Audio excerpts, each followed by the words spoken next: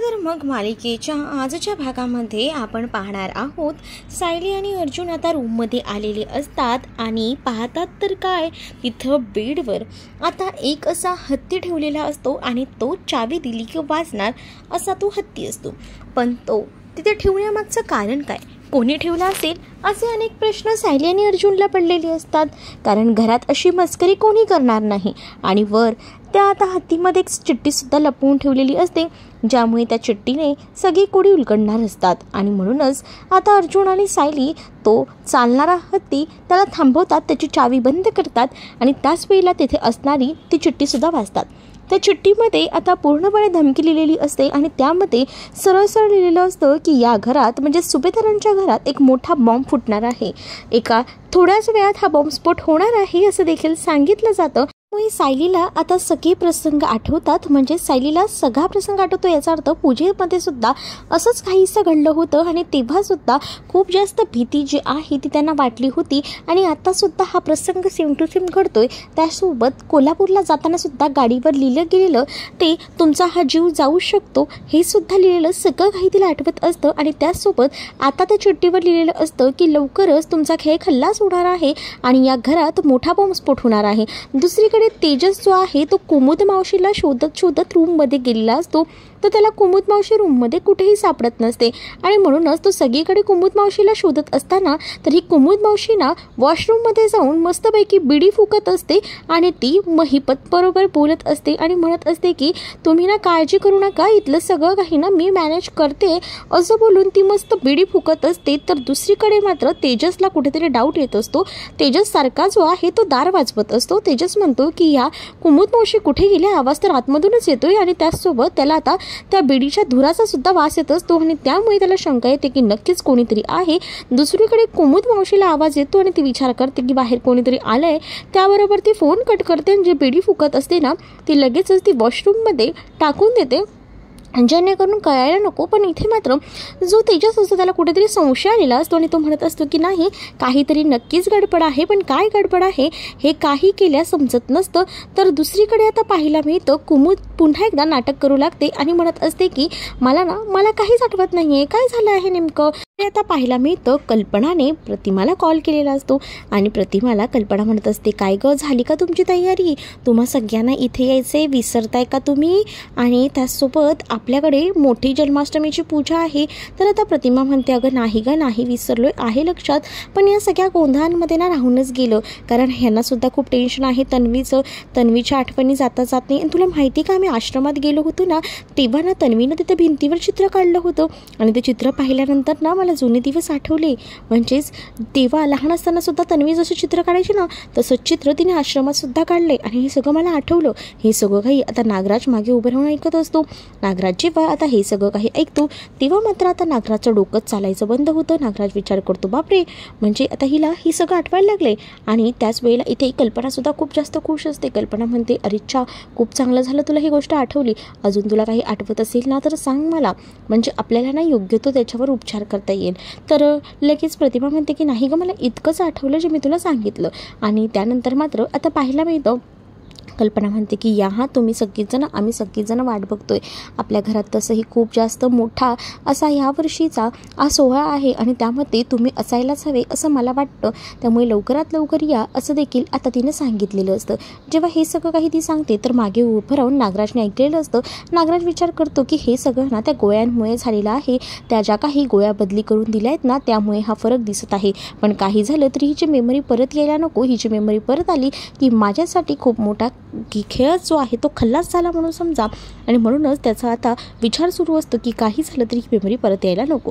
दुसरीकडे आता सायली आणि त्याचसोबत इथे असणारा अद्वैत कला यांना माहिती पडलेलं असतं की घरात बॉम्ब आहे, कारण सायलीने त्यांना सांगितलेलं असतं, पण बाकी इतर कोणाला माहिती पडू नये यासाठी घरात सगळीच जण असताना ही लोक टेन्शनमध्ये असतात. तर समोर असणारी लोक विचारतात की काय झालं आहे. त्यावर मात्र आता अद्वैत सांगतो की मी तेजसला शोधतोय. दुसरीकडे कला जी आहे ती म्हणते मी हार शोधते आणि इथे जी सायली आहे ती म्हणत असते मी मग शोधते. अरे तुमचं चाललंय काय, तिघंही जण वेगवेगळं शोधताय. आणि अद्वैत, तुला जर तेजसला शोधायचं आहे ते काही निर्जीव वस्तू आहे का, हाक मार मग तो भेटेल ना तुला. आणि तू काय गं, तू नेकलेस घेऊन काय कुठे फिरतेस, नाही तो नेकलेस जो आहे ना तो मानसीकडे ठेवायला दिला होता ना तोच बघत होते. तर मगचं काय, मगला पण आता काय तुम्ही हाक मारणार आहे का सायली, काहीतरी चाललंय तुमचं, कल्पना म्हणत असते. तर कल्पनाला सायली म्हणते की नाही हो आई, काहीच नाही, मी ना हार बघते जाऊन, असं कला म्हणते. आणि मगचं काय, मी किचनमध्ये बघते. तर आबांना सुद्धा आता अद्वैत कसं उल्लू बनवतो, कारण ह्या लोकांना जर सांगितलं तर ही लोक सगळीजण पुन्हा टेन्शनमध्ये येतील हे सुद्धा त्या लोकांना माहिती असतं. म्हणूनच आता अद्वैत, कला, त्याचसोबत सायली ही गोष्ट सांगण्यापासून थांबत असतात. तर दुसरीकडे मात्र आता पाहायला मिळतं सायली जी आहे ती आता विचार करत असते आणि त्याच वेळेला तिच्या लक्षात येतं की ह्या लोकांना आपण ना लवकरात लवकर बाहेर पाठवायला हवं, म्हणजे कसं आपल्याला जे हवं आहे ते साध्य करता येईल. आणि त्यासाठी बरीच प्लॅनिंग सुरू असतात. तेवढ्यातच ना तिथे आता अस्मिता आली असते आणि अस्मिताने सगळ्यांसाठी मस्त असे ज्यूस आणलेले असतात आणि ते ज्यूस वगैरे सगळेजण घेत असतात. तर आता ह्यांचं ठरतं की आपण ना गप्पा मारायला मस्त बाहेर लॉनवर जाऊया, म्हणजे कसं गप्पाही मारता येतील. आणि काही जण म्हणतात की आपण रूममध्ये गप्पा मारूया. हे तर खरं तर ह्यांच्यासाठी खूप चांगलं असतं, सोने पे सुहागा असतो, कारण अर्जुनने ऑलरेडी एक टीम बोलवलेली असते आणि त्या टीमने आता इथे येऊन ते सगळे बॉम्ब शोधायचे असतात आणि त्यासाठी ही पूर्ण तयारी जी आहे ती आता केलेली असते. तर सगळीजण विचार करत असतात. तेवढ्यातच आता पुढे काय, आपल्याला बॉम्ब तर शोधायचा आहे पण कुठे. तर सायली म्हणत असते की ह्यांनी फोन लावला आहे, बघूया काही तपास लागतोय का, पोलीस तर येतीलच. तर अर्जुनसुद्धा आता तिथे आलेला असतो आणि त्याचसोबत घरात कोणालाही ही गोष्ट कळायला नको, कारण या सगळ्यांना ही गोष्ट कळली तर परत सगळीजण या गोष्टीचा विचार करतील आणि म्हणूनच आपण ही गोष्ट ह्या सगळ्यांपासून लपून ठेवायला हवी. पण ह्यांना आपण काही ना काही कारण काढून आता तर रूममध्ये पाठवलं आहे, पण पुढे काय. तेवढ्यातच अर्जुनसुद्धा आलेला असतो. अर्जुन आता सगळ्यांना इन्स्ट्रक्शन देत असतो, या सगळ्याबद्दल कोणाला काही सांगायचं नाही आहे, म्हणजे नाही आहे, पण तोपर्यंत मी पोलिसांनाही सुद्धा बोलवले, पूर्ण टीम येणार आहे आणि ती सगळ्या बॉम्बचा शोध घेणार आहे, नेमका बॉम्ब कुठे ठेवला आहे. तर इथे मात्र अद्वैत म्हणत असतो कोणी आपल्यासोबत मजा तर करत नाही आहे ना. तर सायली म्हणते की नाही अद्वैत भाऊजी, आपल्याबरोबर कोणीही मजा करत नाही, जे काही आहे ते एकदम खरं आहे, कारण याआधी सुद्धा असे प्रसंग घडले होते.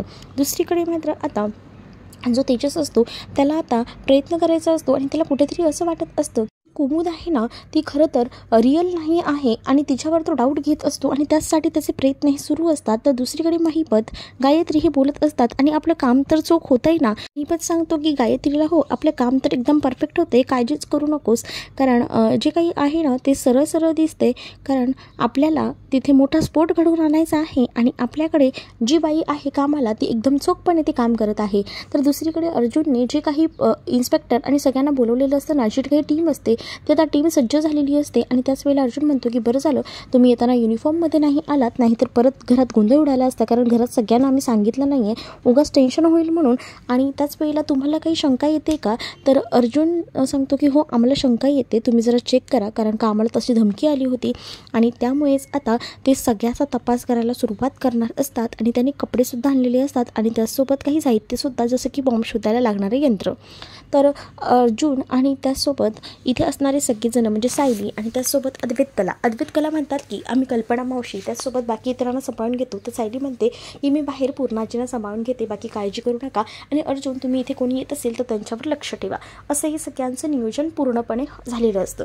तर अद्वैत खरं तर एकटाच आलेला असतो, पण कला त्याला थांबवते. कला म्हणते की कल्पना मावशी असताना तुझं कोणीही ऐकणार नाही, नक्कीच खाली यायचा प्रयत्न करतील, त्यामुळे मला सुद्धा तिथे यावं लागेल, म्हणजे आपण बोलत राहूया जेणेकरून त्यांचा वेळ जाईल आणि आपण त्यांना बोलण्यामध्ये अडकवून ठेवू आणि तोपर्यंत खाली अर्जुन सगळं काही मॅनेज करेल, कारण अर्जुनला खाली सगळं मॅनेज करायचं असतं आणि त्यांनी सगळी जी काही माणसं बोलवली असतात त्यांना तो पूर्णपणे शोध घ्यायला सांगत असतो.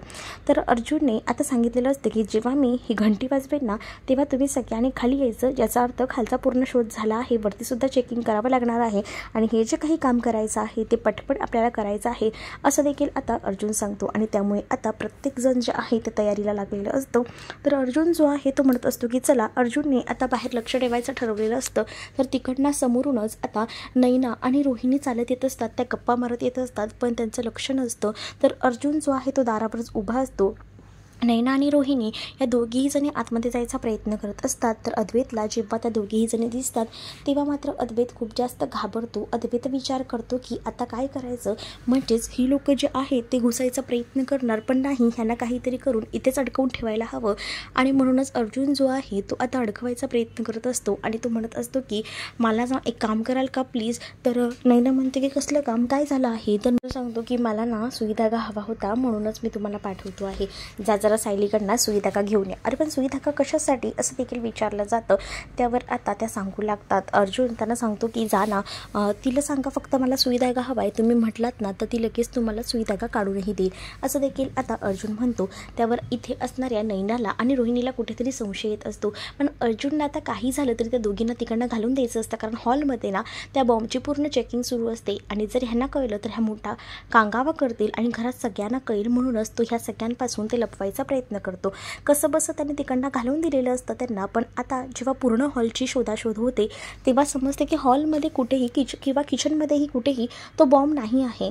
त्यामुळे आता अर्जुनला प्रश्न पडतो की आता इथे तर सगळीकडे खाली नाही आहे, नक्की मग बॉम्ब कुठे आहे. कारण हे सगळं काही महिपतने केलेलं असतं ना, ते खरं तर चकवा द्यायचं काम केलेलं असतं. महिपतने जी काही चिठ्ठी लिहिलेली असते त्यामुळे सगळ्यांनाच भीती वाटत असते आणि सगळेजण बॉम्ब शोधायचा प्रयत्न करत असतात. तर इकडे मात्र आता अर्जुनने घंटी वाजवलेली असते त्यामुळे सगळेजण खाली येतात. तर अर्जुन आता त्या सगळ्यांना म्हणतो की तुम्ही तर खाली आलेला आहात, पण आता ना आपल्याला सगळ्यांना हॉलमध्ये बोलवायचं आहे, कारण प्रत्येकाच्या रूमसुद्धा चेक करायच्या आहेत. रूममध्ये सुद्धा काहीतरी असू शकतं आणि म्हणूनच आपण एक काम करूया, रूमची सुद्धा तपासणी करूया. पण आता करायचं काय, म्हणजे सगळ्यांना खाली कसं बोलवायचं हा प्रश्न असतो. तर सायली जी आहे ती म्हणत असते की तुम्ही टेन्शन घेऊ नका, मी एक प्लॅन केला आहे, आपण सगळ्यांना खाली बोलण्यात गुंगवून ठेवूया, तोपर्यंत सगळं काही वरच्या रूमचं चेकिंग होऊन जाऊ द्या. आणि इकडे मात्र जो तेजस असतो ना तो कुमुदच्या रूममध्ये असतो आणि तो खरं तर सगळ्याची तपासणी करत असतो. त्याला कुठेतरी डाऊट येत असतो की नक्कीच ना कुमुद जी आहे ती तोतई आहे हे त्याला कुठेतरी वाटत असतं आणि म्हणूनच तो पूर्ण त्याची बॅग चेक करतो. पण जेव्हा तो बॅग चेक करतो ना तेव्हा तर त्याला जे आधार कार्ड आहे ते सापडतं, पण त्या आधार कार्डवरचं नाव तर सेम असतं, पण कुमुद नावाचा जो फोटो असतो ना तो वेगळा असतो. त्यामुळे तो लक्षात घेतो की नाही, ही जी घरात कुमुद आहे ती वेगळी आहे आणि आमची जी कुमुद मावशी आहे ती वेगळी आहे, म्हणजे काहीतरी गडबड झाली आहे. सुभेदारांच्या घरात जी आम्ही कुमुद मावशी आलेली आहे ती नक्कीच तोतया आहे. म्हणूनच तो आता कॉन्टॅक्ट करायचा प्रयत्न करत असतो अर्जुनला आणि अर्जुनला आता सगळं काही तेजसला सांगायचं असतं. पण अर्जुनचा कॉल काही लागत नसतो, म्हणून तेजस जो आहे तो खूप जास्त डिस्टर्ब असतो. पण तो म्हणतो की इथे आता जास्त वेळ थांबून चालणार नाही, कारण सत्य तर सांगावं लागणार आहे. दुसरीकडे आता सगळ्यांनाच खाली बोलवलेलं असतं, सगळीजणं खाली येऊन बसतात. तर त्याच वेळेला पूर्णाजी म्हणते की आता काय झालं. त्यावेळेला पूर्णाजीला आता सगळीजणं सांगतात की नाही काय आहे ना, की आपल्या अद्वैत भाऊजींना ना श्रीकृष्णाची कथा ऐकायची होती, म्हणूनच मी तुम्हा सगळ्यांना खाली बोलवलं. पूर्णाजी आमच्या कथा खूप छान सांगतात ना, मग ती कथा आपण सगळीच जण ऐकूया असं ठरतं. तर इकडे मात्र आता पूर्णाजी ज्या असतात ती कथा सांगायला सुरुवात करतात. तर दुसरीकडे अर्जुनने सगळ्या लोकांना वर पाठवलेलं असतं आणि सगळ्याची तपासणी होत असते.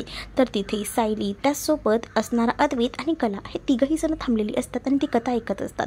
तर सगळ्यांनाच पूर्णाची जी काही कथा सांगत असते ती खूप जास्त आवडत असते. एकदम मन लावून सरोज त्यासोबत आबासाहेब ही कथा ऐकत असतात. तर जी पूर्णाची असते ती कथा सांगत असताना नैना आणि त्या रोहिणीचं काही लक्ष नसतं. नैनाला पाणी हवं असतं आणि म्हणूनच नैना जी आहे ती पाणी पिण्यासाठी म्हणून बाहेर जायला निघत असते. तर नैनाला सायली थांबवते आणि नैनाला सायली म्हणत असते की कुठे निघाले आहेस. तर नैना सांगते की मला ना पाणी हवं आहे म्हणून मी किचनमध्ये जाते. पण किचनमध्ये सुद्धा आता सायली जाऊ देत नसते. सायली म्हणते की तुला पाणीच हवं आहे ना, थांब मी तुला आणून देते. ती रूममध्ये चाललेली असते खरं तर. ती म्हणते की माझ्या बॉटलमधलंच पाणी मी पित असते. पण नैनाला सायली थांबवते. तर इथे नैनाला डाऊट येतो. नैना रोहिणीला म्हणते की ह्यांचं काय चाललंय, नक्कीच काहीतरी गडबड आहे असं मला वाटते, कारण का मी पाणी प्यायला जातो तिथं मला थांबवलं. तर रोहिणी म्हणते काय गडबड आहे ह्यांची, आता मला सुद्धा बघायला हवं. रोहिणीला सुद्धा कुठेतरी डाऊट येत असतो. रोहिणीसुद्धा तर विचार करते की नाही आपण जे आहे ना ते नक्की शोध घेऊया काय चालू आहे ते. तर दुसरीकडे आता रोहिणीसुद्धा नाटक करत असते. रोहिणीला काही वॉशरूमला वगैरे जायचं नसतं, पण रोहिणीला हे जाणून घ्यायचं असतं की काहीतरी गडबड आहे. म्हणून रोहिणी जी आहे ती आता तिथे येते आणि त्याच वेळेला आता कला तिला अडवते. कला म्हणते की कुठे चाललात तुम्ही. तर रोहिणी म्हणते वॉशरूमला चालली आहे मी.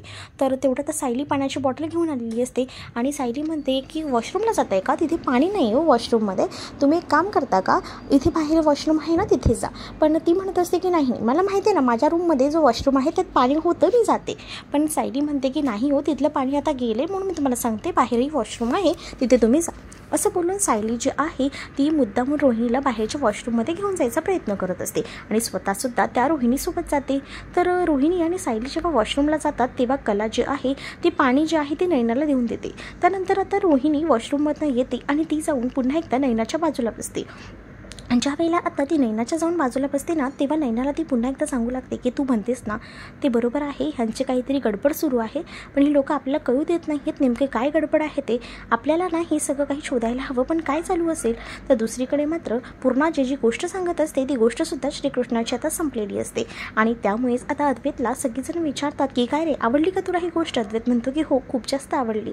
आणि त्यानंतर मात्र जी रोहिणी आलेली असते आणि नैना ह्या दोघीजण ठरवतात की आपण काही झालं तरी इथे शांत बसून चालणार नाही. ही सगळीजणं मुद्दामून या सगळ्यामध्ये आपल्याला गोंधळून ठेवत आहेत, पण या दोघींचं काही ना काही चालू आहे. पण काय चालू आहे ते कसं शोधून काढायचं या दोघांचाही विचार सुरू असतो. तर हा मालिकेचा पहिला भाग होता. मालिकेचा सेकंड भाग खूप जास्त इंटरेस्टिंग असणार आहे. तुम्ही जर आपल्या चॅनलवर नवीन असाल तर चॅनलला सबस्क्राईब करा. त्याचसोबत तुम्हाला हा व्हिडिओ आवडला असेल तर व्हिडिओला लाईक करायला विसरू नका. चला तर मग भेटूया पुढच्या भागामध्ये. तोपर्यंत टाटा बाय.